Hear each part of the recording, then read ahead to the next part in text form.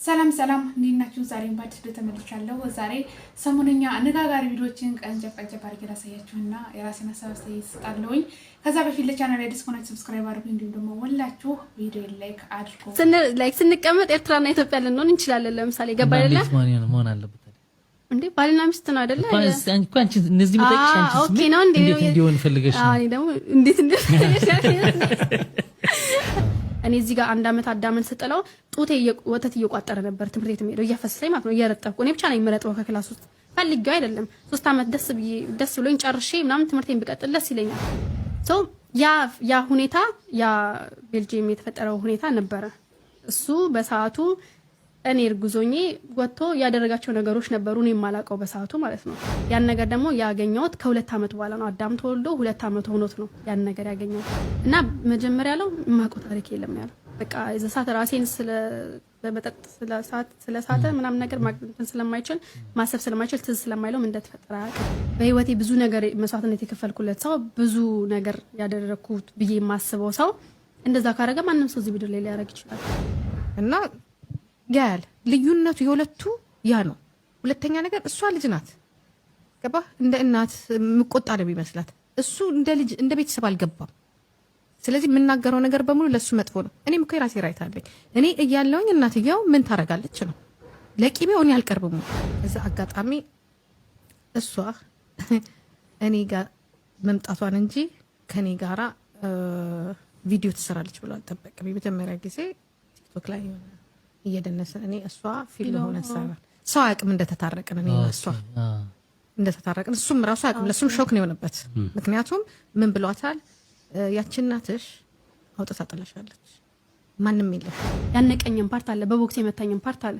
እንደዚህ ብዬ መናገር ራሱ ለኔ ያናደኛል።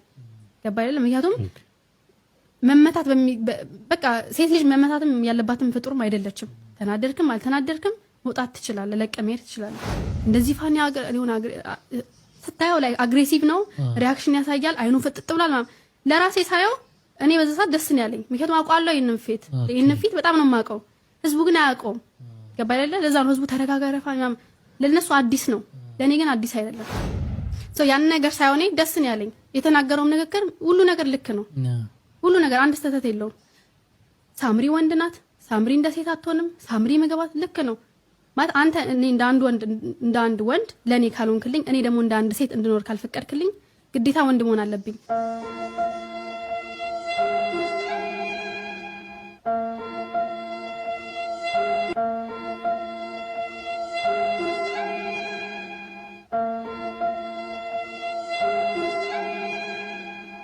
እሱ ከኔ ጋር ህይወት እንደመሰረተው እዛም ጋር የምንደረደር ሰዎች የራሳቸው ህይወት አላቸው። የሚያስበው ማለት ስለኔ ማን ነው የሚያስበው? እዚህ ጋር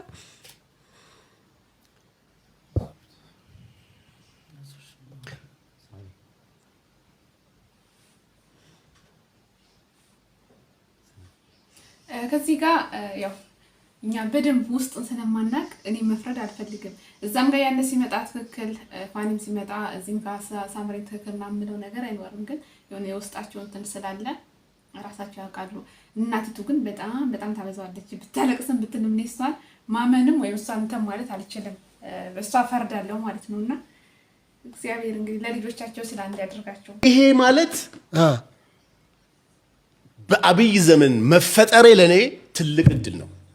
እውነቴን ነው የምነግርህ። በፕራይም ሚኒስቴር ዶክተር አብይ አህመድ ዘመን መንሱር ኑሮ ስለ አብይ መናገር መቻል ለኔ ትልቅ ክብር ነው። አይ ላቭ ዩ ማይ ብራዘር። በጣም ነው የምወድህ። አገሬን ከፍ እንደምታደርግልኝ እርግጠኛ ነኝ። እኔ እኮ ሙስሊም ነኝ። በእስልምና እምነት ልንገርህ፣ እስልምና እኮ በድሮ ዘመን እንደ ኤንጂኦ ነበር የሚታወቀው። ዛሬ እኮ የሃይማኖት ተቋም ሆኖ እንደ ሃይማኖት ነው የሚከበረው እኮ። ከ140 በላይ መሬት እኮ ለሙስሊም ተሰጥቷል። የሚሰራው ጠፋ እንጂ ድሮ እኮ መስጊድ ለማግኘት ሙስሊም ይጮሃል እኮ። ዛሬ ግን መሬት አግኝተዋል። በማን? ይሄን ካልወደድክ፣ ይሄን ካላከበርክ።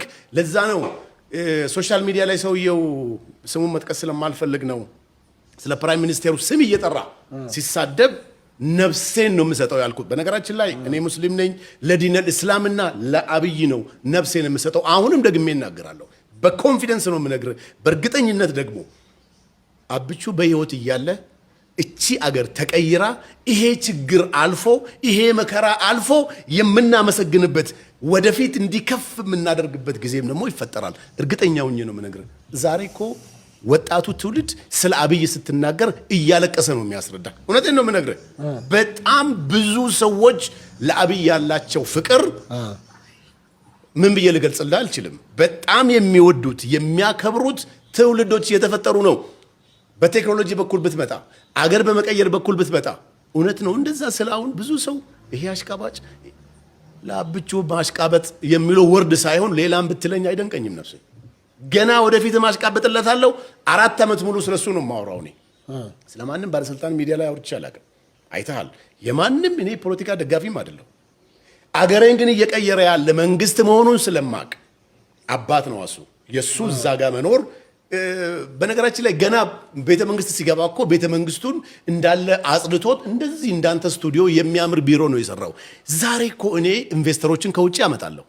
ኢንቨስተሮችን ከውጭ አምጥቼ ትላልቅ ቢሮዎች ላይ ሲወስድ የሚያዩት ቢሮ የሚያምር ንጹህ ነገር እኮ ሞር አገራችን ላይ ስራ እንዲሰሩ ያደርጋቸዋል። ድሮ አንድ ሚኒስቴር ቢሮ ስትሄድ የሆነች ወንበር ላይ ነው ሰው ተቀምጦ የሚያስተናግድ። ዛሬ በምን ያክል ደረጃ ኤዥያ ላይ የማየው ውጭ ሀገር ላይ የማየውን የኦፊስ አይነት ነው አብይ ያሳየኝ በህይወት እያለሁ። ስለዚህ ዛሬም ነገም ወደፊትም I love you my prime minister። ቀጥታ መልእክት አለ ለሳቸው። በጣም ነው የምወድህ።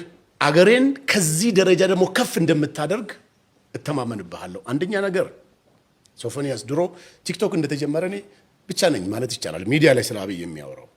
ዛሬ በጣም ብዙ ትውልድ ፈጥረናል። አብይን የተረዱ ፕራይም ሚኒስቴሩ ለዚች ሀገር የተፈጠረ ከብዙ አመታት ውስጥ አንድ ሰው ይፈጠራል የሚባለው አለ። ከዛ ውስጥ መሃል አብቹ ነው። ስለዚህ አላህ እድሜ ብቻ ይስጥ። እኔ ዱዓ ማድረግለት ይሄንን ነው። እኔ ሰላቴው 30 ግጄ ሰላቴን ስጨርስ ለአብይ ነው ዱዓ ማድረገው። ምንድን ነው የምትለው? እድሜውን አላህ እንዲሰጠው እድሜ ብቻ ነው ለሱ የምመኝለት። ለምን በህይወት ካለና እቺን አገር እንዴት አድርጎ ሊለውጣት እንደሚችል ስለማቅ ድሮ ቀድሜ ስለተረዳው። አዲስ አበባ ተቀይራለች። ውይ ተቀይራለች ብቻ ሶፊ ምን ጥያቄ አለው? ምን ጥያቄ አለው? እኔ ነጭ ልብስ ለብሼ እኮ አዋራ ሳይነካኝ ወጥቼ የምመለሰው አሁን ነው። ምናልባት አንተ የምትኖርበት ኮሪደር ገብቷል ልትለኝ ትችላለህ። ብዙ ቦታዎች ላይም የተሰሩ ቦታዎች ላይ ዘ ሴም ስቶሪ ተቀይራለች። ይሄም ደግሞ ይሄው ነው የአብይ ከላይ ሆኖ ፕራይም ሚኒስቴሩ ልንገርህ። ወይ ጉድ! እኔ ብዙ የሚያሽቃብጥ ሰው አይቻለሁ። እንደዚህ የሚሆን እስካሁን አላየሁም። በስመ አብ። ለነገሩ የ1 ሚሊዮን ዶላር ወጪ አደረኩ የምለብሰው ልብስ $1 ሚሊዮን ነው የተጨረሰ ምናምን ስትል የነበረው እሱ ነው የሚያሸክመ። ከዚህ ጋር አሁን ለማን ነው ይሄን የሚወራው? ለኢትዮጵያ ሕዝብ ለምንድን ነው? ለቀባሪ ሞትና ያስረዱት ነው። አስረዱት የሚባል ተረት አለ። ስንት ቤተክርስቲያን እንዳልተቃጠለ፣ ስንት መስጂድ እንዳልፈረሰ እንዳልተቃጠለ፣ ስንት ደሃ ጎዳና ላይ እንዳልተበተነ፣ ስንት ጦርነት እንዳልተካሄደ እዛ ላይ አረብስ ማም የኑሮ ውድነት ራሷን በዚህ 5-6 ዓመት አብይ ከመጣ በኋላ 5-6 ዓመት 7 ዓመት ውስጥ ምን ያህል እንትን እንዳለ ለማን ነው ይሄን የሚናገረው?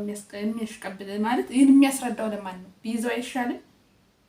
ወይ ቀናቸውን ይጠብቁ። ደግሞ ምንድነው እንደዚህ እድሜ ሰጥቶት ምናምን ህዝቡ የሚያመሰግንበት ጊዜ ምናምን እሱ ደግሞ ይመሰገናል።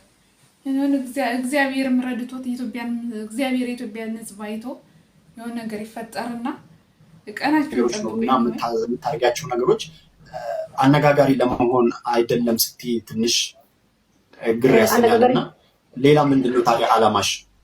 አነጋጋሪ ለመሆን አይደለም ማለት ምን ማለት ነው? ኦሬዲ እኔ በአክቲንግ ኦሬዲ ኮሜዲ ሾርት ሙቪ ቪዲዮዎችን የምንሰራው እኛ ኦሬዲ እኔም ጓደኞቼ ማለት። ስለዚህ በዛ ኦሬዲ በጣም ታውቂያለሁ። ኢቫን የሚባለው ስሜ በጣም ይታወቃል በእኛ ባጫጭር ኮሜዲ ቪዲዮ።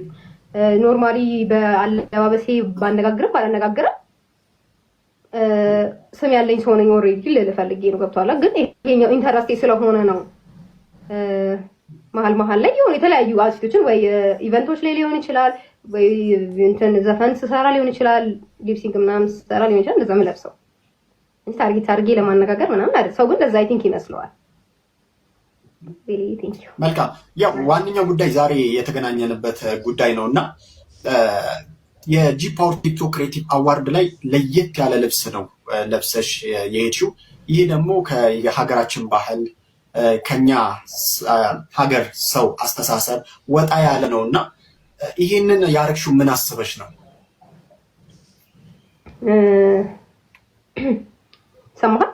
ሰማሃል? ያ ይሰማኛል፣ በደንብ ይሰማል። እሺ አመሰግናለሁ።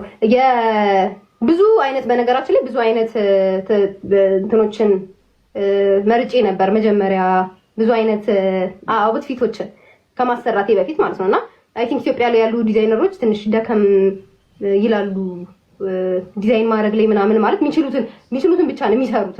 አሁን ለምሳሌ በጣም አሁን እኔ የመረጥኳቸው ዲዛይኖች አይ ቲንክ በጣም ከባባድ ናቸው መሰለኝ እና እነኛ ልብሶች ለምሳሌ መስራት አልቻሉም ማለት ነው። ልክ እንደዛ መስራት ምናምን ሳይችሉ ሲቀሩ ግን ከመረጥናቸው ልብሶች ላይ ላይክ በጣም አሪፍ ናቸው ወይም ደግሞ ወጣ ለኢቨንት ለአዋርድ ይሆናሉ ብዬ ከመረጥኳቸው ልብሶች ውስጥ መሰራት የሚቻለው ሌሎቹ አቃቸው እዚህ ላይ አይገኝም ምናምን የመረጥኳቸው ማለት ነው። እና እኔ መስራት የምችለውን ራሴ ክሬት አድርጌ ከዛ ደግሞ ከውጪ ለምሳሌ እውነቱን ለመናገር ውጪ ላይ ካየኋቸው ከዛ ከራሴ ጋር ሪተች አድርጌ ነው እንትን ያልኳቸው የሰሯቸው። ምክንያቱም እዛ ቦታ ላይ ብዙ ትላልቅ ሰዎች ይገኛሉ። ኦልሞስት አንቺ ደግሞ ራቁትሽን ነሽ ማለት ይቻላል እና አግባብ ነው? ራቁቴን ነኝ ማለት አይቻልም። ኦልሬዲ ልብሱ ምክንያቱም ያው ይታያል። ኦልሞስት እኔ በነገራችን ላይ ያው በአካልም አይቼሽ ነበር፣ አላስተዋልኩም። ያናል በቪዲዮ ነው ድጋሜ ያየሁት። እዚህ ጋር የተገለጠ ነበረ ደረትሽ በጣም ከታች ደግሞ ምንድነው በፓንት ነበርሽ እና ሌላው ደግሞ የሆነ ምንድነው የሚባለው በወንፊት አይነት ሱሪ ነው። ፋሽኑን ብዙ ስለማላውቀው ልታግዥኝ ትችያለሽ እና በእንደዛ አይነት ሁኔታ ነበርሽ እና ያ ነገር ደግሞ ከኢትዮጵያዊ ባህል ጋር አይሄድም። አግባብ ነው ትያለሽ አንቺ? ላስረዳችሁ። በቃ የመጀመሪያው ነገር ልክ ነህ። ትላልቅ ሰዎች ቦታ የተገኙበት ቦታ ላይ ነው የተገኘሁት። እኔም በጣም ትልቅ ሰው ነኝ። ምክንያቱም ቲክቶክ ክሬቲቭ አዋርድ እኛ የመጀመሪያው ቲክቶከር ኖሚኔት ቲክቶከር አንዷ እኔ ነኝ። ስለዚህ ሰዎቹ እኔ ሊያዩ ነው አንድም ተጋብዘው የመጡት ብዬ ነው ማምነው። በነገራችን ላይ የመጀመሪያው ነገር እኔ ለራሴ በጣም ትልቅ ቦታ ያለኝ ሰው ነኝ ማለት በነገራችን ላስቆምሽ ይባዬ፣ ይቅርታ ይባዬ፣ ሰዎቹ እኔንም ነው ሊያዩ የመጡት ስትይ ማለት ራቁትሽን አይደለም ሊያዩሽ እንትን የሚሉት የመጡት። ላስረዳህ ለመጣልህ ነው። የመጀመሪያው ነገር ቃይ ትላልቅ ሰዎች አሉ ስላልከኝ ከሱ ልጀምርልህ ብዬ ነው። እኔም አንዷ ትልቅ ሰው ነኝና የቲክቶክ ክሬቲቭ አዋርድ ስለተዘጋጀ አዋርዱ ላይ እኛን ኖሚኔት የተደረግነው አይደለ? ትላልቅ ሰዎቹ ዞሮ እኛን ለማየት ነው የሚመጡት እንጂ ለምሳሌ አሁን እኔ እነሱ ላደንቅ አይደለም እዛ ቦታ ላይ ለምሳሌ ራሴ እንትን ልል ነው። እና ልብሱ ምንን ይወክላል? ልብሱ የመጀመሪያው ነገር ከላይ እንዳያችሁት ኮት ነው። ምንም አይነት እንትን የሚያሳይ ነገር የለውም። ይሄ ደረቴ ፓርት ክፍት ነው። ከዛ መሀል ላይ ደግሞ የሰንሰለት እንትን ነበረው። ኮቱ ያው አባቶቻችን የሚለብሱትን ኮት ነው የሚያመለክተው። ከስር ሰውነቴ አይደለም ስቶኪንግ ነው ያለው። ስቶኪንጉ ያው ስቶኪንግ ነው ሰውነቴ አይደለም። ፓንት ያላችሁት ነገር ከዛ ከላይ ካለው ከዳንቴሉ ጋር አንድ ላይ የተሰራ ነው። ፓንት አይደለም። ወይ ጉድ! እኔ አንድ ትልቅ ሰው ነኝ አለች። እኔ ግን እዚህ ጋር ምን ለማድረግ እንደሚያስቡ እንጃ። ግን ጥሩ ነገር ሰርቼ ባልታወቅም እንደዚህ አድርጌ እዚህ ሚዲያ ላይም ለስራ አነጋጋሪም ልሆን የሆነ እንትኔንም ይሄ እይታዬንም ተከታይንም ላብዛ አይነት ነገር ነው እንደኔ እንደሚመስለኝ። ሌላ ደግሞ እንደዚህ ብቻም አይደለችም። ወንዱ ሴት መስሎ የመጣበት አለ።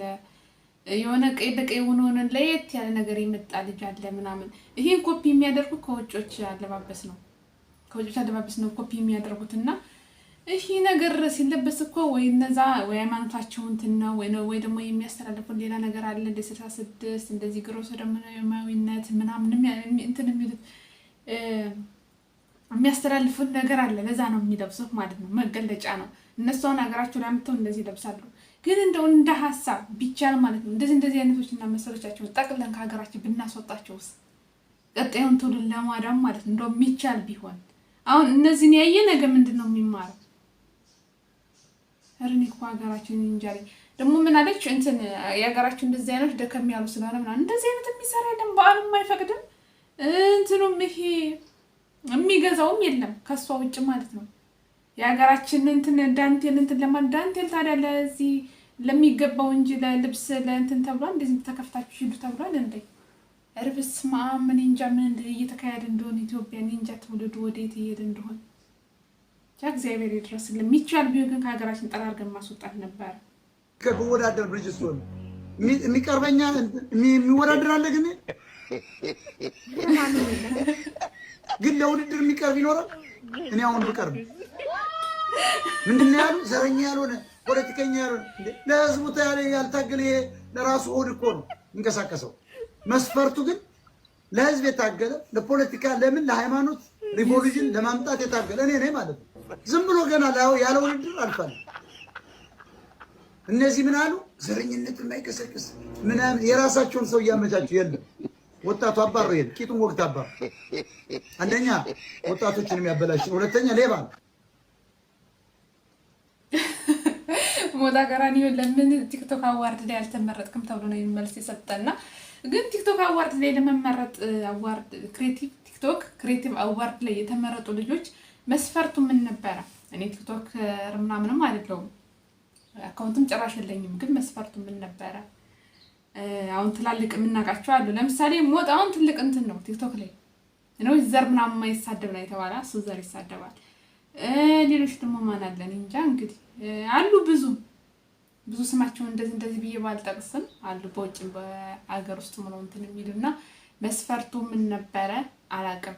ኤንዋይ ቲክቶክ ሞት እኔን የሚገጥመኛለ እኔን እንትን የሚለኛለ ዱላ ነው እንደዛ ጋር የሚገጥሙት እኔን የሚወዳደረኛለ ጥሩ ነው። ኤንዋይ አዲስ ከሆነ ሰብስክራይብ አድርጉ፣ እንዲሁም ቪዲዮ ላይክ አድርጉ። ሰላማችሁ ይብዛ። በሌላ ቪዲዮ እመለሳለሁ።